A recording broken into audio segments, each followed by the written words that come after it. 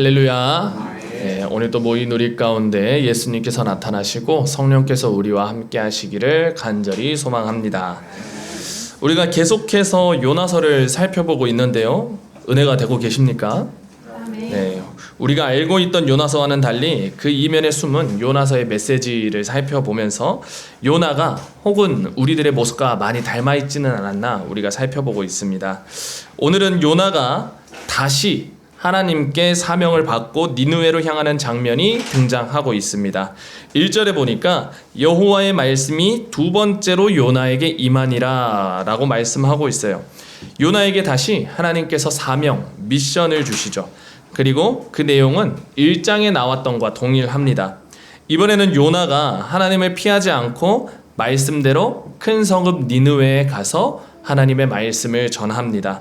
그리고 그곳에서 요나는 하나님의 메시지를 들고 니느웨 사람들에게 말씀하죠. 우리 다 함께 4절과 5절 말씀을 다시 한번 읽어보도록 하겠습니다. 4절과 5절 말씀입니다. 요나가 그 성읍에 들어가서 하루 동안 다니며 외쳐 이르되 40일이 지나면 니느웨가 무너지리라 하였더니 니느웨 사람들이 하나님을 믿고 금식을 선포하고 높고 낮은 자를 막론하고 굵은 베옷을 입은지라. 아멘. 요나 선지자가 말씀을 전하자 재미있는 일이 일어납니다. 요나 선지자가 니느웨 성에서 하나님의 말씀을 전하니 어떻게 됩니까? 니느웨 사람들이 하나님을 믿고 금식을 하고 높고 낮은 자를 막론하고 굵은 베옷을 입으며 하나님 앞에 회개했다라고 하여, 이후의 내용을 보니까요, 왕에서부터 어린아이까지 심지어 가축들까지도 전부 회개를 하였다고 성경은 말하고 있어요. 그러자 오늘 하나님께서는 어떻게 하십니까? 우리 이번에는 10절 말씀을 한번 읽어보도록 함께 하겠습니다. 10절 말씀입니다. 하나님이 그들이 행한 것 곧 악한 길에서 돌이켜 떠난 것을 보시고 하나님이 뜻을 돌이키사 그들에게 내리라고 하신 말씀하신 재앙을 내리지 아니하시리라. 아멘. 하나님께서 큰 성읍 니느웨를 용서하십니다. 요나 선지자가 하나님의 말씀을 따라 큰 성읍 니느웨에 가서 말씀을 전했고, 그 선포에 의해서 큰 성읍 니느웨가 하나님께 회개하여 돌아오는 장면이 우리가 함께 읽은 3장의 내용입니다. 여러분, 이 단순해 보이는 이야기 안에도 참 재미있는 장치들이 숨어 있다는 사실을 알고 계십니까? 오늘 요나 선지자가 하나님의 말씀을 듣고 큰 성읍 니느웨를 향해 갑니다. 1장과는 다르게 이제 요나 선지자가 니느웨를 향해 곧장 갑니다. 이 장면이 상당히 인상 깊죠. 그리고 그곳에서 하나님의 말씀까지 전하니 요나가 드디어 마음을 새롭게 했구나 싶을 수도 있어요. 그런데 여러분, 오늘 요나 선지자가 말씀하는 모습을 가만히 또 보고 있으면요, 그렇지도 않다라는 걸 알 수가 있는데요. 3절 말씀에 보면은 니느웨가 얼마나 큰 성읍이라고 합니까? 얼마나 걸어야 되죠? 사흘을 걸어야 돼요. 3일 동안 걸어야 할 만큼 하나님 앞에 큰 성읍이라고 합니다. 학자들이 축축해 보기로 이 3일 동안, 사흘 동안 걸어 다닐 만큼이면은 그 둘레가 약 100km 정도 되지 않을까 싶다고 해요. 걸어가기에는 상당히 큰 성읍이다라는 것을 알 수가 있죠. 그런데 그런 니느웨 성읍에 가서 오늘 요나 선지자가 얼마 동안 말씀을 전합니까? 4절 말씀에 보면은 하루 동안만 외쳤다고 합니다. 3일을 돌아야 할 만큼 큰 성읍이었는데 요나가 하루만 말씀을 전했다는 것이죠. 근데 그뿐만이 아니에요. 그가 외친 이 말씀은 어딘가 좀 이상해 보입니다. 요나가 무엇이라 외쳤냐면요, 40일이 지나면 니느웨가 무너지리라고 합니다. 요나는 니느웨 성읍에서요, 하나님의 이름도 그들이 무슨 죄를 지었는지도 회개하라고도 하지 않았어요. 그냥 40일이 지나면 무너진다 라고만 했을 뿐이죠. 허무맹랑한 소리처럼 하나님의 말씀을 전하고 있어요. 그것도 단 하루만. 요나가 전했던 이 무너진다, 40일이 지나면 무너진다 라고 할 때 이 무너진다 라는 말이요, 히브리어로 보면은 하팍이라는 단어를 쓴다고 합니다. 이 단어는 소돔과 고모라가 무너져 내린 것처럼 완전히 무너지다, 완전히 파괴되다 라는 의미를 가지고 있대요. 요나는요, 어쩌면 이 큰 성읍 니느웨가 정말로 파괴되기는 되기 바라는 마음으로, 무너져 내리기 바라는 마음으로 어쩌면 저주에 가까운 외침을 한 게 아닐까 싶은 거죠. 그런데요 여러분, 이 합학, 무너져 내리다, 파괴되다 라고 하는 이 단어가 또 다른 의미를 하나 가지고 있는데요. 그게 바로 마음이 완전히 뒤집어지다, 마음이 완전히 변화하다 라는 뜻을 가지고 있대요.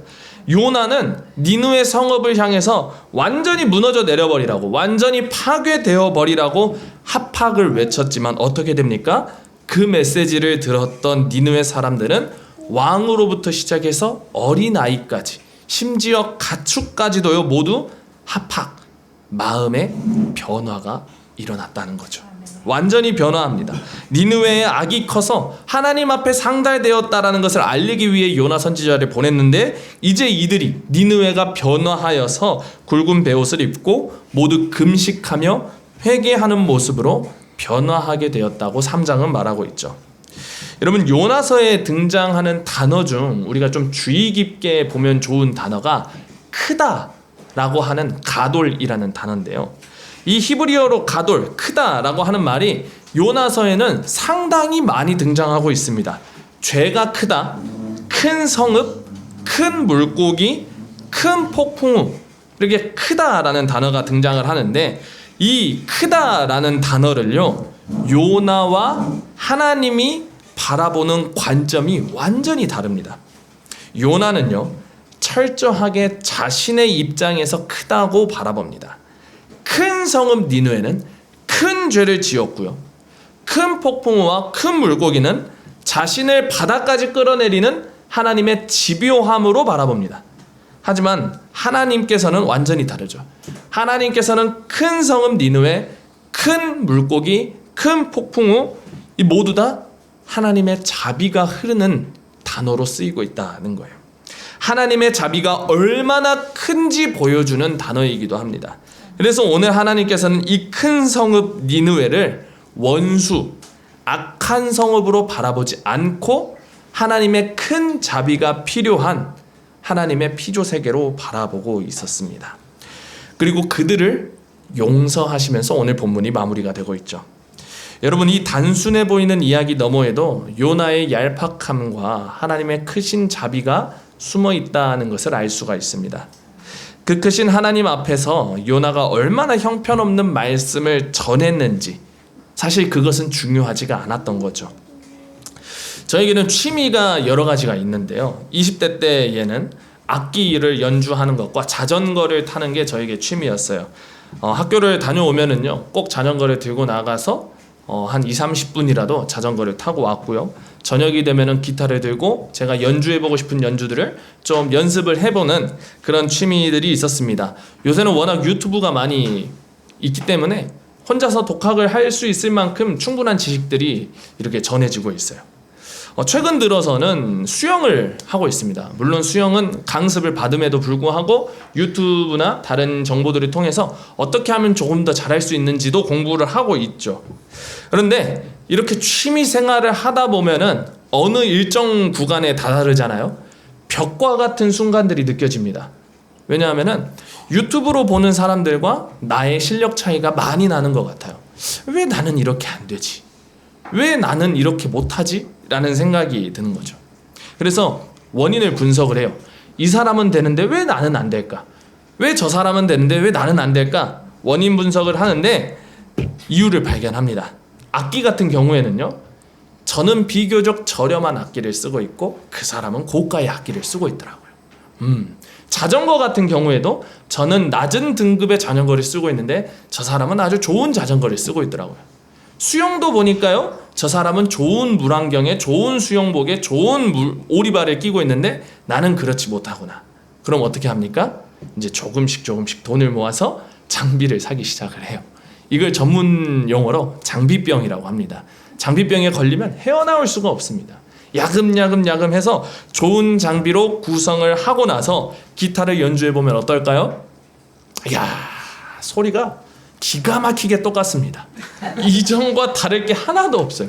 뭐가 다르지 싶을 정도입니다. 자전거는요 조금 더 빨라질까요? 아니요, 그대로입니다. 수영은 좀 다를까요?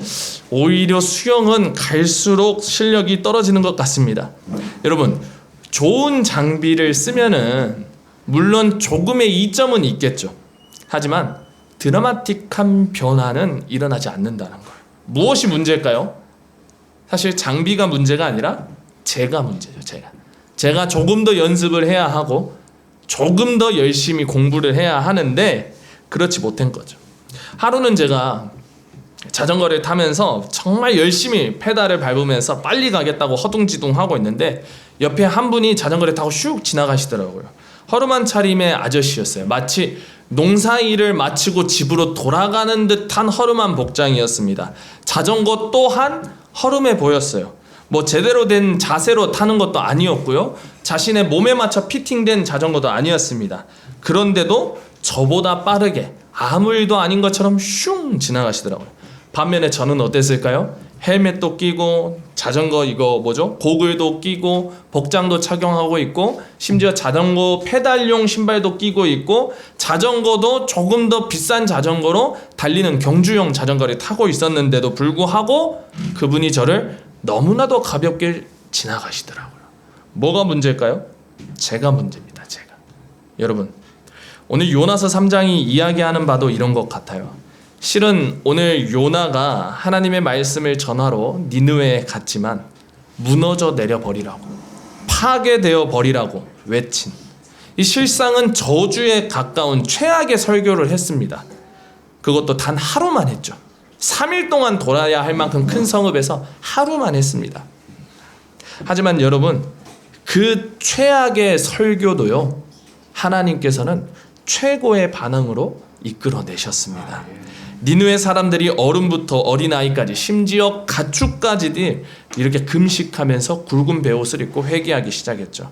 제 아무리 좋은 장비가 있어도 그것을 사용하는 사람이 받쳐주지 못하면 의미가 없고, 좋은 장비가 아니더라도 그것을 사용하는 사람이 훌륭하다면 장비는 아무런 문제가 되지 않는 것처럼 요나가 제 아무리 형편없는 건성으로 말씀을 전했더라도 그가 전하는 말씀은 누구의 말씀입니까? 하나님의 말씀이죠. 하나님의 말씀. 우리 하나님의 능력이 크시니 요나의 잘못된 행동, 요나의 얄팍한 수도 하나님의 역사하심 앞에는 걸림돌이 될 수 없다는 것을 보여줍니다. 오늘날 많은 그리스도인들이 요나처럼 생각하고 요나처럼 반응하지 못하는 경우가 종종 많이 있는 것 같습니다. 내가 성경을 잘 몰라서, 내 삶이 온전하지 못해서, 혹시라도 내가 주변에 민폐가 될까봐 나의 생각에 갇혀서 그리스도인으로 살아가는 삶을 온전히 드러내지 못하는 경우가 많이 있어요. 믿음으로 선택하고 믿음으로 반응하지 못하는 경우가 많다는 거죠. 하지만 여러분, 내 부족함이나 내 생각이나 내 한계가 하나님의 일하심을 막을 수 없다는 것을, 나보다 하나님이 더 크시다는 것을 우리가 잊어서는 안 됩니다. 요나의 설교는 5단어짜리의 아주 소극적인 설교였음에도 불구하고 하나님은 글을 들어 사용하십니다. 오늘 우리도 마찬가지입니다. 우리의 완벽한 스펙이, 우리의 화려한 언변이, 흠없는 인격이 하나님을 드러내는 통로가 되는 게 아닙니다. 때로는 나의 부족한 순종, 마지못해 내딛는 투박한 발걸음 하나라도 그것이 하나님 손에 붙들린다면 누군가의 삶을 뒤집어 놓을 수 있는 기적의 통로가 되는 겁니다. 여러분, 구원, 은혜, 하나님의 역사는요, 전적으로 하나님께 달린 하나님의 자비하심에 달려 있습니다. 그러므로 여기에서 우리가 할 수 있는 게 무엇이 있을까요? 메신저의 완벽함이 아니라 복음 자체의 능력을 믿고 의지함으로 오늘 내 모습 그대로 사용하실 하나님을 바라보는 저와 여러분들이 되기를 소망합니다. 완벽주의라는 교만을 내려놓고 우리에게 주어진 일상에서 하나님을 따를 수 있기를 간절히 소망합니다. 여러분, 오늘 요나가 니느웨를 향해서 이렇게 저주에 가까운 이 설교를 전했던 이유가 있습니다. 우리가 계속해서 살펴보고 있지만 니느웨는요, 이 북이스라엘을 괴롭히던 아주 원수 같은 나라의 수도였습니다. 아시리아의 수도였죠. 북이스라엘이 멸망한 것도 누구에 의해서 멸망합니까? 아수르에 의해서 멸망합니다. 식민지 지배 속에서도 잔인하고 공포로 다스리던 나라가 아수르였습니다. 그런 아수르의 수도인 니느웨에 가서 하나님의 자비를 선포하라고 하시니 요나의 입장이 얼마나 난처하겠어요.